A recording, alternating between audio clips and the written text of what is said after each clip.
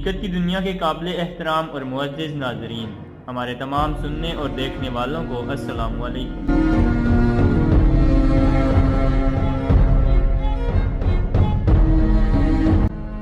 ناظرین، ہم لاتے ہیں آپ کے لیے ہمیشہ کچھ ایسا کہ جس سے آپ کی معلومات میں اضافہ ہو۔ تو آج کی اس ویڈیو میں ہم آپ کو پاکستان کے صوبہ پنجاب میں واقع ایک شہر کی تاریخی معلومات فراہم کرنے کی کوشش کریں گے۔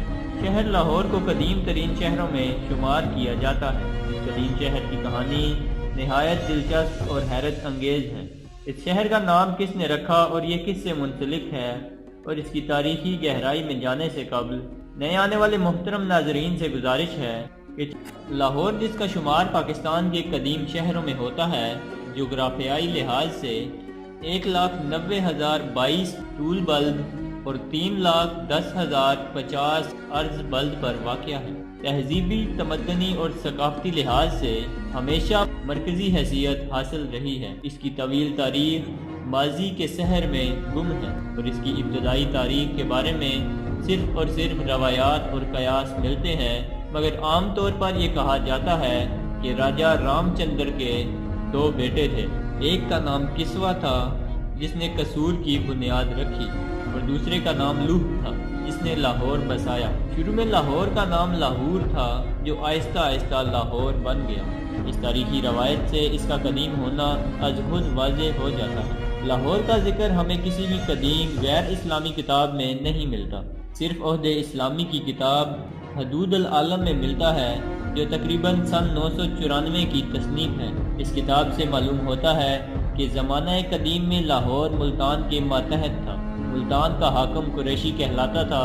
الغرض تاریخ میں لاہور کی موجودگی کا واضح ثبوت سبکت الدین اور اس کے بیٹے محمود غزنوی کے حملوں کے دوران ملتا ہے، جب اس نے شمالی ہند فتح کیا، جس کی نشاندہی محکمہ آثار قدیمہ نے بھی 1959 میں قلعہ لاہور میں جدید خطوط پر کھدائی کرنے کے بعد کی۔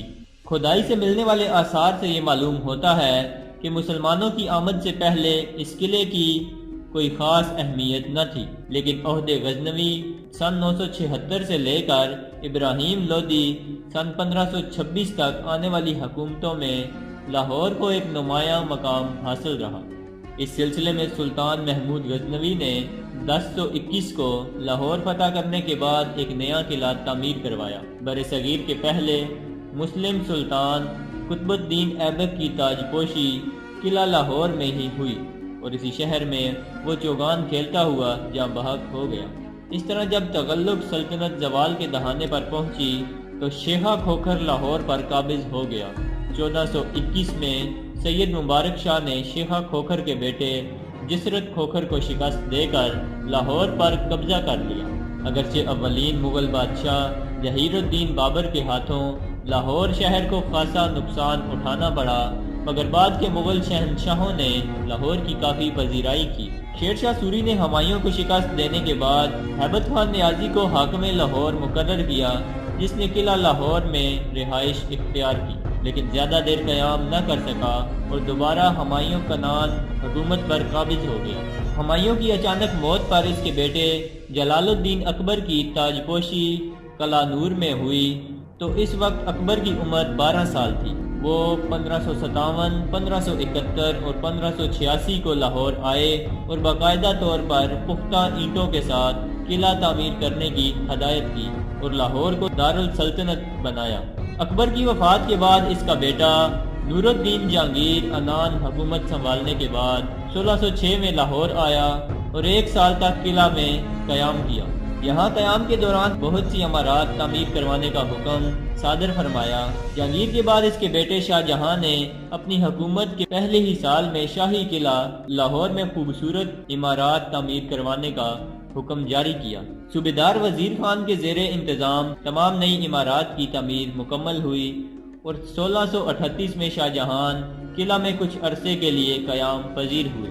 شاہ جہاں کے بعد اس کا بیٹا اورنگزیب عالمگیر انان حکومت کا مالک بنا اور 1658 کو لاہور تشریف لے آیا، اور قلعہ کا جائزہ لیا اور ضروری احکامات جاری کیے۔ بادشاہی مسجد اور عالمگیری دروازہ انہی احکامات کی عکاسی کرتے ہیں۔ اورنگزیب عالمگیر کی وفات کے بعد ان کے جانشینوں میں باہمی محاذ آرائی شروع ہو گئی، جس کی وجہ سے مختلف فتنوں نے سر اٹھایا اور مغل خاندان کا کوئی بھی حکمران دوبارہ لاہور نہ آ سکا، تو مختلف علاقوں میں مختلف حکمران بن گئے۔ پنجاب پر سکھ قابض ہو گئے۔ سکھوں میں راجہ رنجیت سنگھ 1799 میں لاہور پر قابض ہوا اور ایک بہت بڑا جشن قلعہ لاہور کے نام سے منعقد کروایا اور اسی جگہ پر رہائش پذیر ہو گیا۔ 1839 میں رنجیت سنگھ کی وفات کے بعد اس کا بیٹا کھڑک سنگھ 1 سال حکومت کرنے کے بعد مر گیا۔ اس کے جانشین بھی سیاسی انتشار کا شکار ہو گئے اور آپس میں لڑائی جھگڑے شروع کر دیے، جس کی وجہ سے قلعہ کی کئی عمارتوں کو کافی نقصان پہنچا۔ سب سے آخر میں دلیپ سنگھ نے حکومت سنبھالنے کی کوشش کی، مگر دوسری طرف رانی جندراں رنجیت سنگھ کی بیوی اور کچھ سکھوں نے مل کر انگریزوں کے خلاف جنگ چھیڑ دی، جس کے نتیجہ میں انگریز فوج قلعہ پر قابض ہو گئی اور 1849 کو راجہ دلیپ سنگھ کو معزول کر کے سکھ حکومت کا ہمیشہ کے لیے خاتمہ کر دیا اور مکمل طور پر لاہور انگریزوں کے کنٹرول میں چلا گیا۔ 1849 سے 1927 تک شاہی قلعہ انگریز کا مسکن رہا۔ انہوں نے اپنی مرضی کے مطابق اس میں کافی تبدیلیاں کی اور مختلف عمارتوں کو گرا کر فوجیوں کی آسانیوں کے لیے گرجا گھر، شراب خانے، دفاتر اور کئی اسلحہ خانے بنائے، جس سے تاریخی ورثہ کو کافی نقصان پہنچا۔ بالآخر 1927 میں محکمہ آثار قدیمہ نے اس قلعہ کو اپنی تحویل میں لے لیا اور اس کو اصل حالت کے مطابق بنانے کی کوشش شروع کر دی۔ ناظرین، امید کرتا ہوں ہماری آج کی یہ کاوش آپ احباب کو پسند آئی ہوگی۔ ویڈیو پسند آنے کی صورت میں اسے لائک اور دوستوں کے ساتھ شیئر کرتے ہوئے اپنی قیمتی رائے سے ہمیں ضرور آگاہ کریں۔ ہماری اگلی ویڈیو کے آنے تک اپنا اور اپنے پیاروں کا ڈھیر سارا خیال رکھیں۔ اللہ حافظ۔